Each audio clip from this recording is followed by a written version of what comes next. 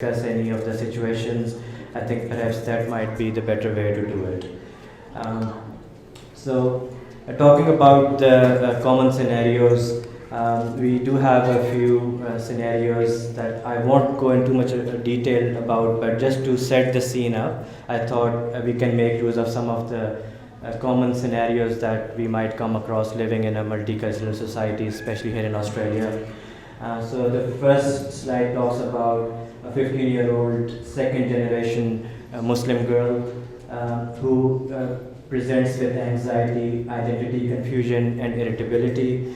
And again, it can be a common scenario, and I will just set the scene up by just mentioning these some of the real life scenarios that I as a clinician come across, and then perhaps we can go more in depth. I will try to mainly cover two of the major prevalent mental health disorders, namely depression and anxiety. Second scenario, which perhaps is not, doesn't really come on surface that much, especially here in our society, but and we only get to see the tip of the iceberg, but it is not that uncommon that sometimes our middle-aged or older people do present to us, or they do have those issues where they're struggling with empty nest syndrome, where they feel that their adult children have left home and now they're feeling lonely and empty. Another scenario talks about another 35-year-old subcontinental lady who is feeling low as her teenage children want more freedom, and then that actually leads to some of the cultural and contemporary dilemmas. And I'm sure most of us do come across similar situations, if not in our own household, perhaps we are aware of some other friends, families, or other friends who might come across similar situations. Just to touch a bit on what actually is happening in our country, that sometimes we feel that it's only the physical health issues which constitute the health problems, and very easily we can forget about the mental health issues, but it is not that uncommon. 1 in 5 of us does experience a major mental health crisis or a major illness within the 12 months period, which is actually quite significant, and perhaps it's more prevalent than many of the major physical illnesses that we come across. Also, as I mentioned, the two most prevalent conditions are depression and anxiety. Also, in our country, of course, the substance use disorder is also quite prevalent and is perhaps is the third most common mental health or mental health related condition. But fortunately, because of our cultural and religious values, that is not a big problem here in Australia. Even though I still do come across some of our friends and some of our young people who still might have those illicit substance misuse disorder. And another important point that I wanted to make was that most of the mental health issues actually start when we are still very young, mostly in the second and the third decade of our life. So it's not that the young people are actually immune from those mental health issues. It's not, so mental health, depression, anxiety is not just a problem for our older population. It actually starts when we are still very young. Locally, unfortunately, the NT and the top end, we are sitting at a very disadvantaged position. Most of the mental health issues in Australia are actually they're actually more prevalent in the top end, as you can see, and the biggest marker of that is suicide. And that is something that growing up, perhaps we always shun the topic, we suppress it, oppress it, and we hardly talk about it. But living in this country, living in the top end, you can see that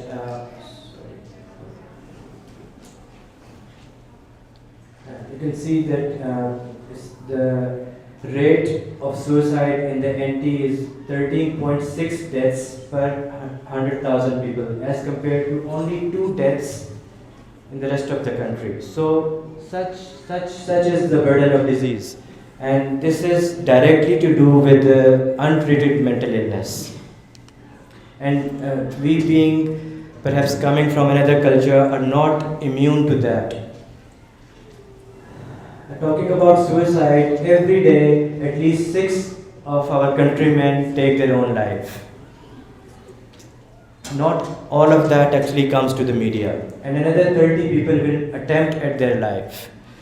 And most of the people who actually complete suicide, they are the men. So 3/4 of completed suicide are the men. So again, the misnomer that men perhaps are immune to mental illnesses, or they do not get depressed, or they are the stronger breed, actually nullifies that notion very easily.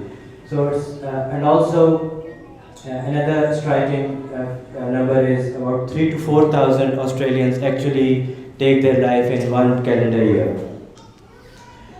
Now, the two major mental health issues are anxiety and depression. And as I said, most of my talk will be quite clinical. But at the end, I'll be happy to talk more casually about any of the real life situations, and I'll be very happy to take any questions. So, talking about the mood disorders, two major mood disorders are depression and bipolar affective disorder. Depression, in simpler terms, often we would feel that it is the sadness that would creep in, and we would feel low, and then it will go away. So that's not the case. It actually is a very significant major mental illness which consists of a constellation of symptoms. Not everyone who is sad will be depressed. So as I said, yes, the cardinal or the main symptom is feeling low or feeling sad, but it also actually involves some other symptoms. For example, when depression actually ensues, people start taking interest in their everyday things like job or study, and they stop looking after themselves. It can be a short-term illness, or it can also come and go. But with right treatment, the depression is very much treatable. But the important thing is that we identify it early, we intervene early, and we get help about it early. The main symptoms, as I said, is not every sad moment or sad episode will be classified as depression. So that will be my main point of the clinical talk, that if we find someone to be feeling low or sad, doesn't mean that they're depressed. In a layman term, we all often say that I'm feeling depressed or someone is feeling depressed, but it actually is the whole constellation of symptoms that someone might be feeling sad and they are not being able to enjoy things that they normally enjoy. So that is quite important. And again, those symptoms have to be there for a significant period of time consistently. So for most days, for many weeks, if these symptoms do persist, then perhaps we can say that someone is actually experiencing a bout of clinical depression. Now, what actually causes depression? As I said, it can happen to all of us. No one is immune to it. And these are the main things which can perhaps cause depression. For example, the most common cause is the genetics, the genetic loading, or the family history of having depression.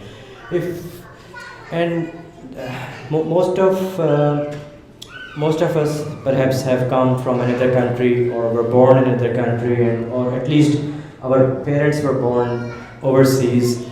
And growing up, I don't really remember that we ever talked about depression, but in the hindsight, I can easily recall that many of our family members, or perhaps our parents or uncles or aunties, some of them were experiencing those depressive symptoms, but I don't really remember that there was any awareness about those symptoms. There was no awareness that how to get help, or whether it was something that actually was classified as a health problem.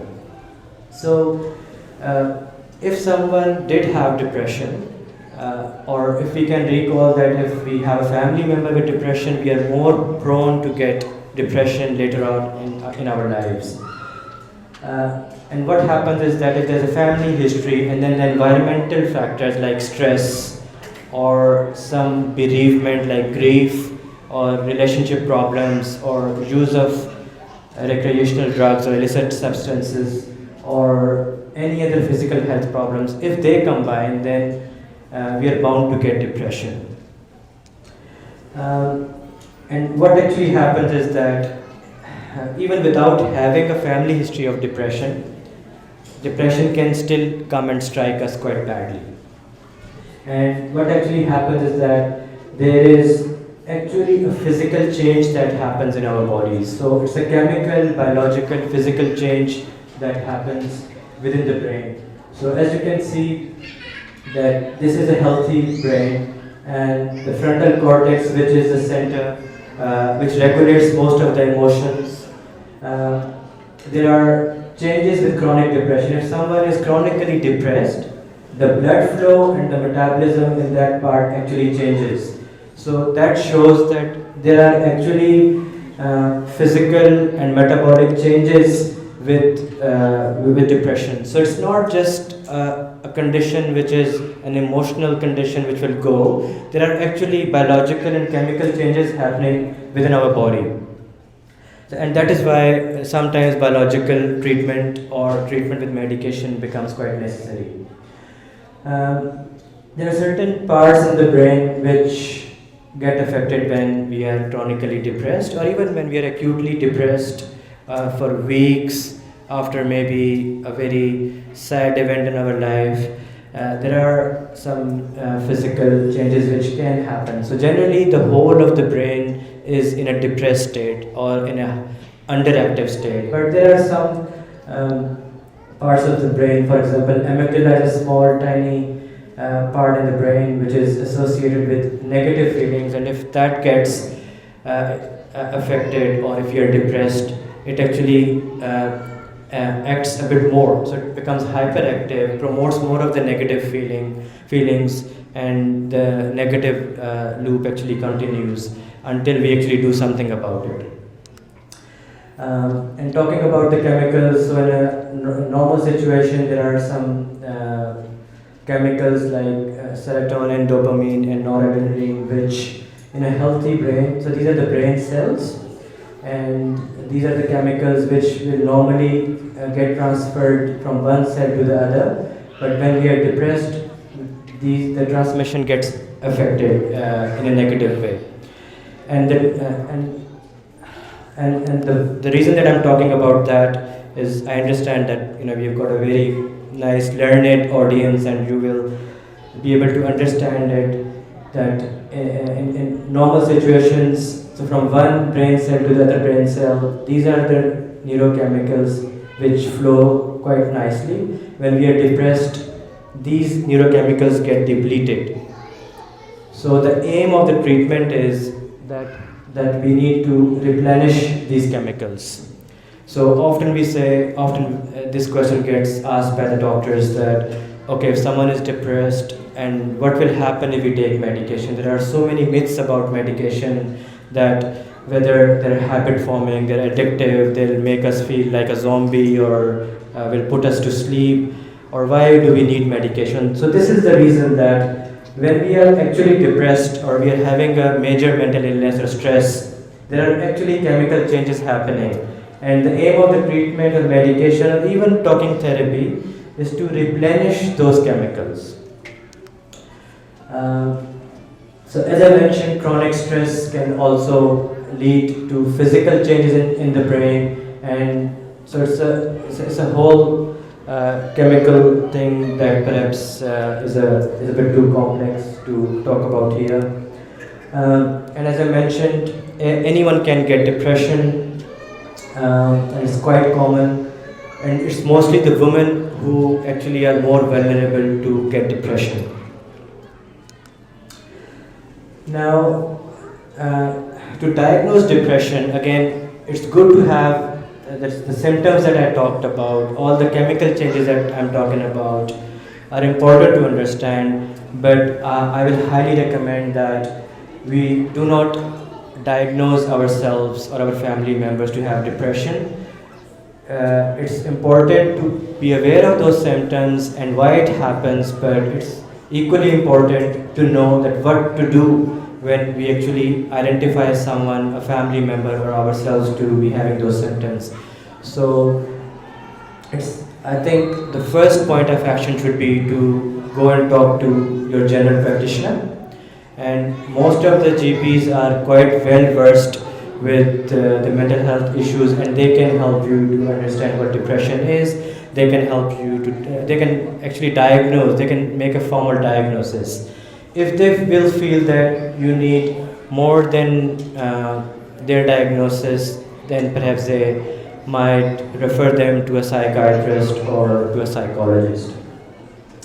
Now, the treatment of depression is quite scientifically based, and I was quite glad to hear from Manur, who mentioned evidence-based interventions about the mental health in the introduction. So much of thought and research has gone into the treatment of all the health issues, including the psychiatric problems. And depression is the most common and perhaps the most important issue in mental health.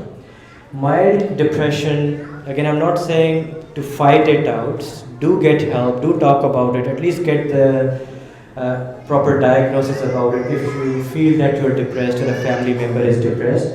But perhaps medication is not required for mild symptoms.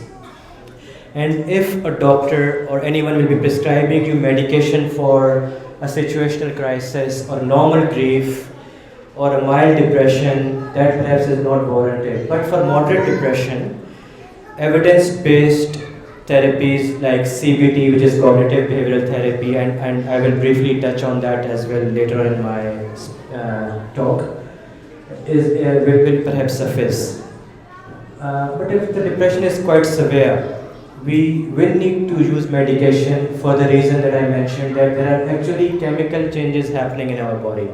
If we will not use those medication, that stress, that depression will become more chronic, and the functionality of the individual will be lost. So eventually a combination of therapy with a psychologist and medication will be the treatment of choice.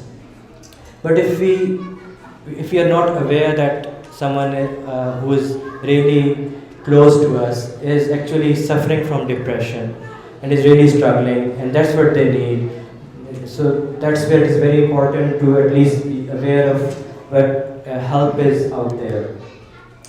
And recovery from depression is actually most of the time quite smooth, and most people who do experience depressive symptoms, they come out of it quite easily and quite nicely with the right treatment.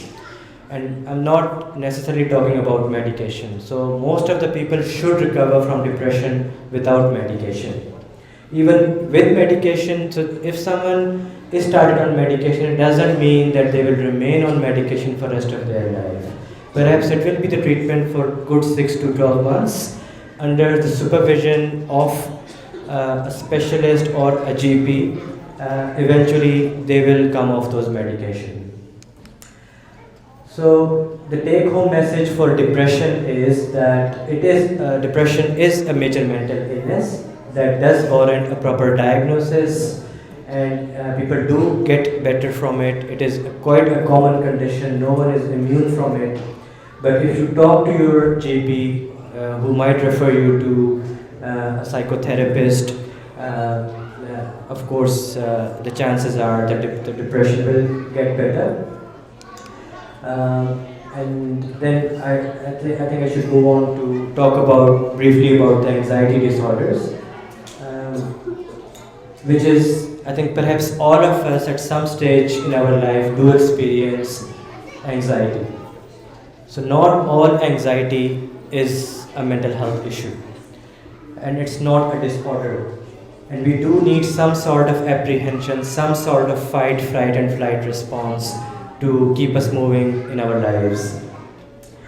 So anxiety disorders, they actually, yes, they do constitute of excessive fear, and that can lead to a lot of problematic behaviors. But as I mentioned, fear is a primitive and a very essential response that all of us do experience, but it doesn't mean that that is a disorder. There are so many types of anxiety disorders, but I'll mention some of the common ones like generalized anxiety disorder or separation anxiety disorder, which is mostly common in the younger people. Specific phobias, for example, the phobia or the fear of heights or the enclosed places, social anxiety disorder or social phobia, or the panic disorder. And I'm sure most of us can actually think of at least one friend or one family member who do experience these issues. And these are just the explanation of the anxiety disorders that I just mentioned, that mostly the generalized anxiety disorder is the most common type of anxiety, where we might experience a lot of fear, apprehension about our work, about our health, finances, and mostly about the future, that what will happen with me, what will happen with my family, with my job, with my health. But most of those fears are unrealistic. So that's what is the difference between a natural or an expected apprehension or planning about our future.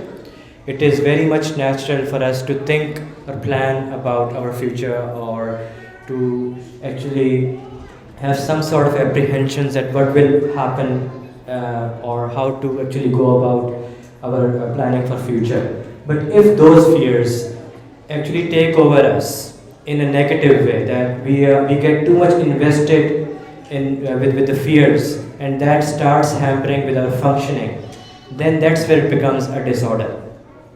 So not every planning or every fear or apprehension or thinking about our family health is anxiety, but if it actually becomes too much to handle, only then it becomes a disorder.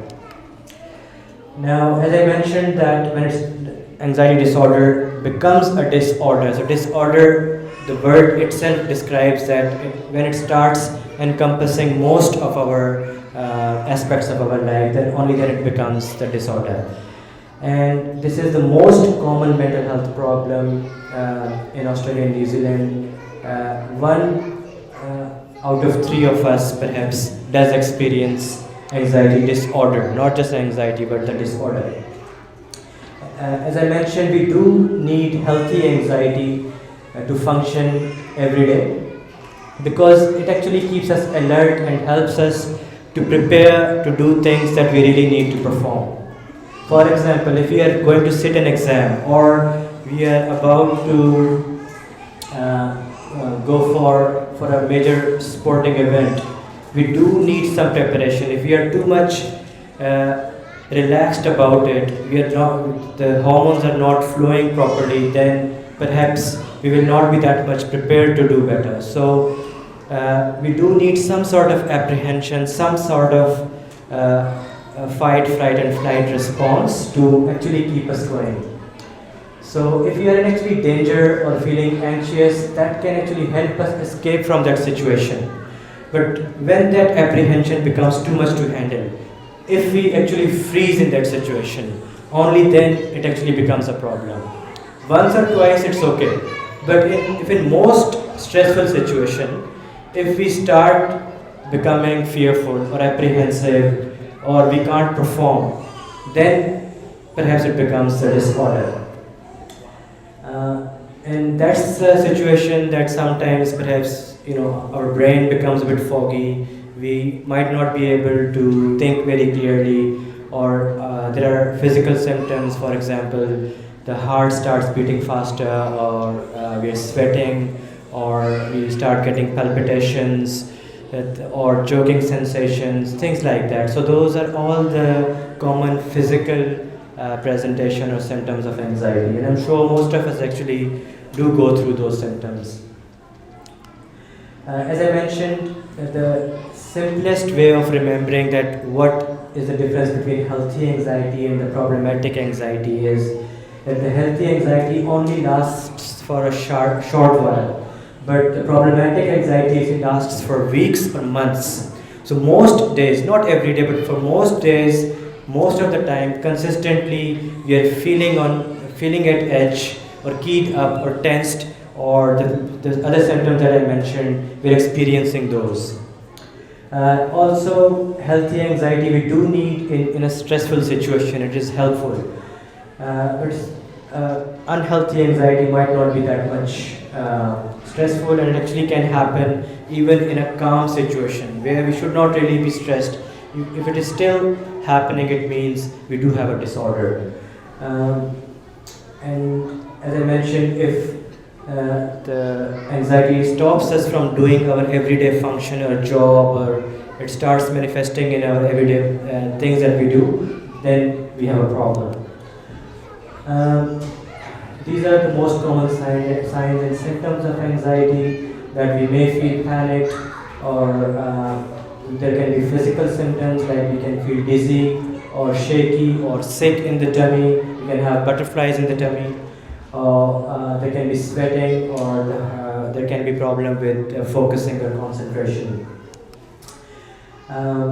We can also have impaired concentration, irritability, difficulty sleeping. So most of the time, people who do say that I have severe anxiety, they will say that especially at the night time, I'll have a lot of thoughts coming to my mind.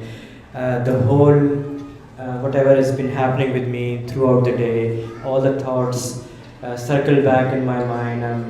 I'm thinking about what will happen with me next day, or it's very hard to go to sleep because of all the events of the day going through my mind, or maybe some of the cognition, some of the memories from the past will keep coming back and haunting me. So those things can actually make us really fatigued, really restless, and it can impair our sleep, our appetite, and then the vicious circle starts, and that starts impacting our functionality. So if we are not able to have a good night, peaceful sleep, it's very hard to function the next day, and I'm sure it does happen with most of us. And as I mentioned, that most of the mental health issues, they start when we are very young. So when we are still about 15 or 16 years of our age, that's where the most of the mental health problems like anxiety and depression starts. If we look around us and if we find someone who does have a major mental illness, for example anxiety, and in the hindsight, if we can try and track back things, they will tell us then when they were teenagers, they were struggling at school, they were having problems, and it's not just that they did have any traumatic event happen to them. Even in the absence of trauma, it can still happen. So it's so important to identify that who are our young people who might already be struggling with anxiety, and what actually we can do about it. Can we just tell them to, especially the boys, to man up and face it, or do we actually scold them, or do we actually talk to them through it and encourage them in a non-stigmatic way to get professional help about it? And I think we're quite fortunate to be living in a country where help in regards to mental health is not too hard to get. And as I mentioned, that getting help for anxiety disorders, the most important thing is to identify it and talk about it. And I think we have already taken the first step about it today, to at least get some awareness about those things. If we do understand those issues and we come out of the denial that we do have a problem, or some of our loved ones or a younger person at our home might have those issues, even if they're mild one, that's where we do need to intervene, and we do need to go to a GP who might refer to us to a psychologist. So it might not be a doctor, you might not need medication, but just going to a psychologist who will be a non-judgmental person, who will understand you and who will not tell you what to do. So what they might do is that they might tell you how to manage your anxiety by doing some simple things like being more physically active, doing something that you like doing, like some people like playing with colors, painting, or something simple like having a dinner with your family, or watching YouTube, or journaling, or saying your prayers, reconnection with your religion, if that gives you peace of mind. So they will help you. They will just bring your attention back to the basics, back to the simpler things which we very easily we can neglect. So the first part is identifying the issue, and if the issue is significant, someone is getting those panic attacks very frequently, or they're getting those anxiety in the form of disorder, then as I mentioned, CBT, or the cognitive behavioral therapy, is the treatment of choice, not the medication that the doctor will prescribe. Psychiatry or mental health is still quite a rudimentary, quite a new science. We did not even have any antidepressant medication up until 30 years ago. We did not have a good antidepressant medication up until 40 years ago. And there were still the religion, the science, and the general public was still very much against psychiatry up until 1970s and 80s. So, because the medication that we had a lot of side effects, and even to the date, we still do not have a medication which is completely free of side effects. But if used in a proper way, and if the doctor talks you through the medication and the treatment that I'm talking about, which is CBT, then I'm sure that you will not have those side effects, and even if you do, those can be managed very well. But the mainstay or the first step of the treatment is therapy, the talking therapy, where the most important thing is that the therapist will talk to you about these thoughts that you are getting.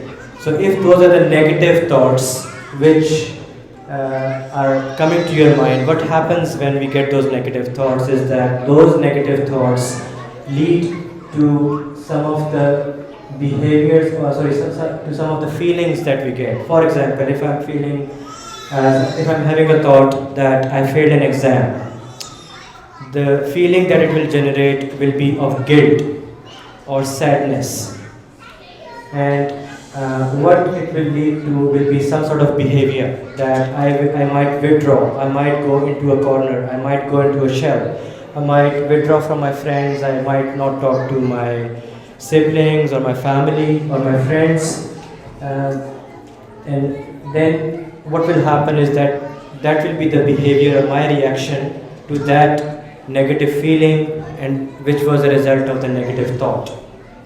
And that dysfunctional behavior where I withdrew myself will lead to further negative thoughts. So the vicious circle will continue. And what the therapist will do, they will help you identify those automatic or negative thoughts, and they will help you break this chain somewhere. So of course it won't be very easy for you to get rid of those negative thoughts. That it's not that easy. So they won't really give you any magic pill or any other thing. What they will do is that they will help identify those thoughts, and when you are more mindful or aware of those negative thoughts, those negative feelings, and how that vicious circle starts and leads to more negativity, the evidence says that ultimately you will get rid of most of those negative thoughts.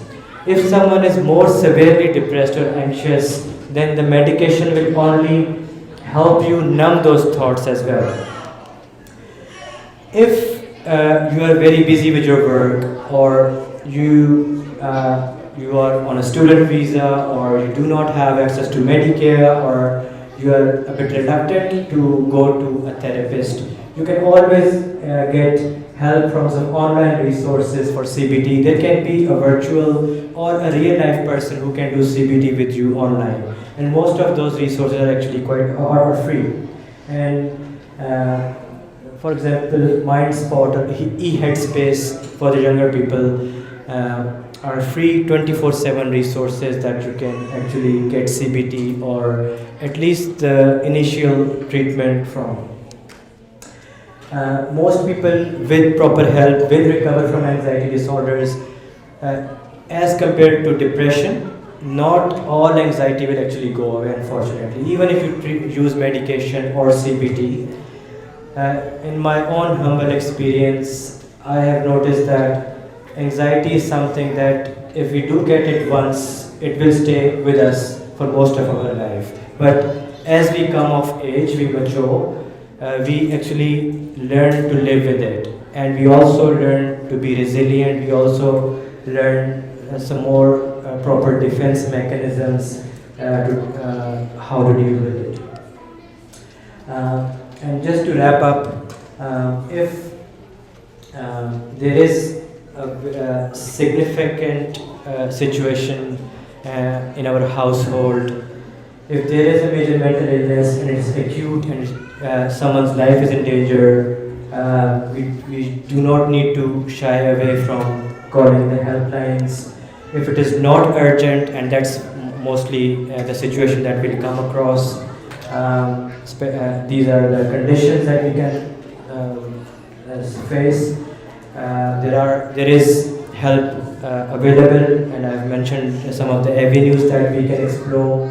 So the most important thing is to identify those things and seek help about it, and the first step after identifying the problem is to start talking about it. And I think today we are already talking about it. Thank you.